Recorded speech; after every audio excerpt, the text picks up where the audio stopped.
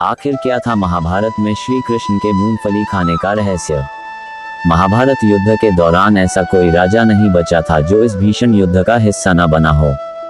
हर किसी ने अपना पक्ष चुन लिया था, लेकिन श्री बलराम और श्री कृष्ण ही ऐसे थे जिन्होंने न किसी का पक्ष चुना और न ही इस युद्ध का हिस्सा बने। इन दोनों के अलावा एक राज्य और ऐसा था जो कई प्रयासों के बावजूद युद्ध का हिस्सा नहीं बना। दरअसल श्री कृष्ण की घोषणा के बाद जब ये तय हो गया कि महाभारत का युद्ध अटल है, तो कौरव और पांडव दोनों ही पक्ष अन्य राज्यों के राजाओं को अपने पक्ष में मिलाने के लिए जुट गए। उस समय दक्षिण भारत के उडुपी राज्य के प्रतापी राजा को भी दोनों पक्षों ने अपने अपने समर्थन के लिए खूब मनाया, लेकिन वह नहीं माने। अंत में ये जिम्मा श्री कृष्ण पर आया तो उन्होंने उडुपी के राजा को अपना पक्ष चुनने के लिए कहा। ऐसे में राजा ने श्री कृष्ण से कहा कि हे कृष्ण, यहाँ सभी युद्ध के लिए व्याकुल हैं, लेकिन किसी के मन में ये विचार नहीं आया कि दोनों ओर से उपस्थित इतनी विशाल सेना के भोजन का प्रबंध कैसे होगा। श्री कृष्ण को भी उनकी सोच अच्छी लगी।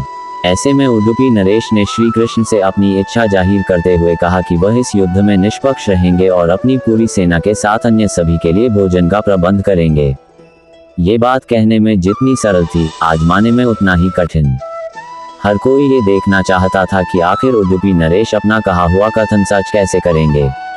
पहले दिन जब राजा ने सभी योद्धाओं के लिए भोजन का प्रबंध, तो उनकी कुशलता सबको आश्चर्यचकित कर गई। उस दिन अन्न का एक दाना भी व्यर्थ नहीं गया। ऐसा ही क्रम आगे भी जारी रहा।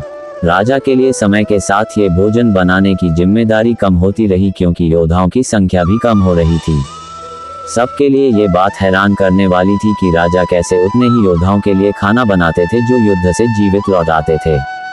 उन्हें मारे गए सैनिकों का इतना सटीक अंदाजा कैसे लग जाता था, ये सवाल सभी को विचलित कर रहा था। महाभारत का युद्ध जब समाप्त हुआ तो युधिष्ठिर अपनी इस जिज्ञासा को रोक ना पाए और उन्होंने उडुपी नरेश से पूछ ही लिया कि वह इतनी विशाल सेना के लिए सटीक मात्रा में भोजन का प्रबंध कैसे कर लेते हैं। वो क्या करते हैं जिससे कि एक दाना अन्न भी बर्बाद नहीं होता था। उन्हें रोजाना मारे गए सैनिकों की संख्या का सटीक अनुमान कैसे लग जाता है। युधिष्ठिर के इतने सवालों का उडुपी नरेश के पास एक ही जवाब था, और वो ये कि ये सब कृष्ण की माया है। दरअसल उन्होंने युधिष्ठिर को बताया कि श्री कृष्ण को रात में मूंगफली खाना पसंद है और वह उनके लिए रोजाना गिनकर मूंगफली रखते थे। उनके खाने के बाद वह गिनकर देखते कि उन्होंने कितनी मूंगफली खाई है।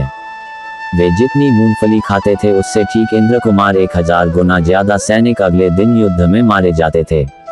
जैसे कि अगर वे 50 मूंगफली खाते थे तो राजा को अंदाजा हो जाता कि अगले दिन 50,000 योद्धा मारे जाएंगे।